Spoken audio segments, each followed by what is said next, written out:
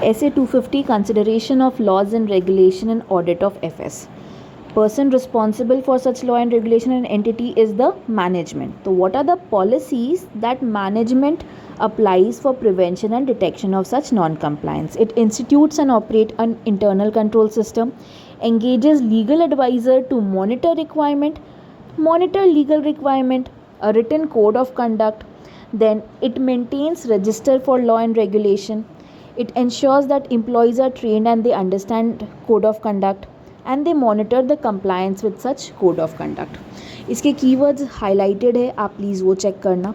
तो ऑडिटर का क्या responsibility? It is not for prevention और detection and he cannot be expected to detect such non-compliance because the inherent limitations are greater, as there are many laws and regulation that are not affecting FS and therefore not captured by the information system. The non-compliances, they are designed to conceal itself, and these non-compliances are a matter of legal determination by court of law. तो फिर auditor का क्या responsibility है? These are the auditor's responsibility when a non-compliance is identified or suspected. Understand the nature of the act, circumstances in which it has occurred, evaluate the possible effect on the financial statement. Last, discussing with the management and TCWG. And if management and TCWG does not provide the sufficient info, it takes three things: legal advice, evaluate EAR, effect on opinion, risk assessment and reliability of written representation, and last, accordingly take the appropriate action. अब दो type का law and regulation होता है. तो auditor का इसमें क्या responsibility? एक ऐसा होता है जिसका डायरेक्ट इफेक्ट होता है एफएस में, मतलब वो कंप्लाइड है या नहीं कंप्लाइड है, एफएस अफेक्ट होगा. और दूसरा होता है which are fundamental to the operations और to avoid penalties. For example this environmental act. तो ये कैसे आइडेंटिफाई होता है कि ये एफएस को तभी अफेक्ट करेगा व्हेन नॉट कंप्लाइड. तो इसको हम लोग करते क्या है, यही लिखते हैं कि अगर एफएस अफेक्ट हो रहा है बाय कंपाइलेशन और नॉट कंपाइलेशन तो उसका वो ऑब्टेन करता है साई. लेकिन FS is affected only when it is non compliant, तब इसका मतलब हो जाता है that it is limited to identifying such non compliance. मतलब सबसे पहला वो इंक्वायर करता है मैनेजमेंट से कि कंप्लाई हुआ, दूसरा वो इंस्पेक्ट करता है कॉरेस्पॉन्डेंट अथॉरिटी रेगुलेशन से, और मेन ये सब करते टाइम प्रोफेशनल स्केप्टिज्म को मेंटेन करना नेसेसरी हो जाता है. Now how does an auditor report to such non compliance?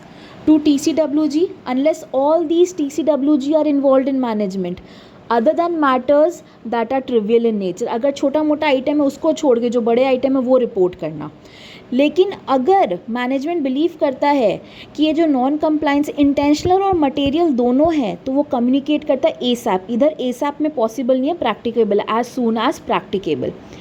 अगर वो सस्पेक्ट करता है कि मैनेजमेंट या TCWG इन्वॉल्व है तो वो कम्युनिकेट करता है नेक्स्ट हायर से. नेक्स्ट हायर क्या? अपना ऑडिट कमेटी और सुपरवाइजरी बोर्ड. अगर वो लोग अवेलेबल ही नहीं है और may not be acted upon और unsure to whom to report, तो वो एक लीगल एडवाइस ऑब्टेन कर लेता है. इसके बाद होता है एक ऑडिट रिपोर्ट में कैसे वो कम्युनिकेट करेगा. अगर मटेरियल इफेक्ट है और रिफ्लेक्ट नहीं हुआ एफएस में तो क्वालिफाइड और एडवर्स. लेकिन मटेरियल इफेक्ट है but it is precluded from obtaining the Sai, मतलब लिमिटेशन ऑन स्कोप हो रहा है, तब क्वालिफाइड और डिस्क्लेमर ऑफ ओपिनियन. ये हम लोग ऐसे 705 में इसका प्रॉपर ओवरव्यू देखते हैं. लेकिन अगर मैनेजमेंट नहीं है but it is by the limitation of circumstance तो हम लोग सिर्फ उसका इवैल्यूएट करते हैं, उसके इफेक्ट को. तीसरा, रेगुलेटरी अथॉरिटी को कब करते? Only if auditor has responsibility to do so.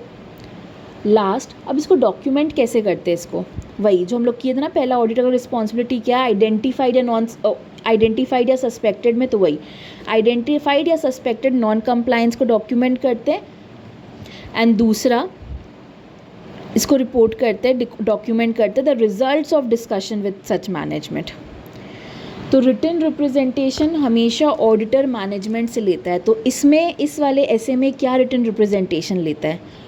all the known instances of non-compliance or suspected non-compliance with the law and regulation which has an effect on material misstatement.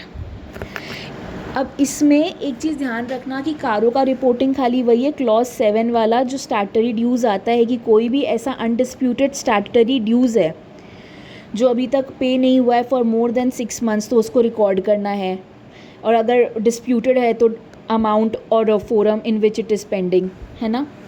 अब एक ये है कि what are the indicators of such non compliance. Adverse media comment, unusual payment, unusual transaction for companies registered in tax haven. Tax haven वो सारी कंपनियां हैं जहाँ पे टैक्स फ्री कंट्री को हम लोग टैक्स हेवन्स बोलते हैं, तो वही है. बहुत इंपॉर्टेंट है ये पहली बात तो ये, क्योंकि अभी जस्ट ऐड ही हुआ ये वाला टॉपिक, तो ये क्वेश्चन आ भी सकता है हमारा. वही एडवर्स मीडिया कमेंट है. Unauthorised transaction, unusual payment, unusual transaction with company registered in tax haven, legal and retainership fees. फिर कोई भी ऐसा परचेज जो सिग्निफिकेंटली अबव या बिलो द मार्केट प्राइस हो रहा है, इन्वेस्टिगेशन हो रहा है बाय द रेगुलेटरी ऑर्गेनाइजेशन और गवर्नमेंट डिपार्टमेंट, और payment of fines and penalties. This is the total and the wholesome overview of SA 250, that is the consideration of laws and regulation and audit of FS.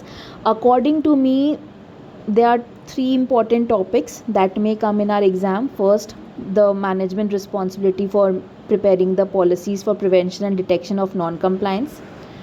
दूसरा,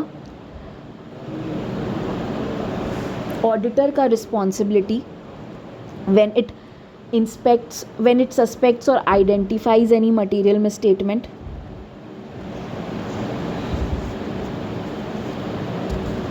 Right.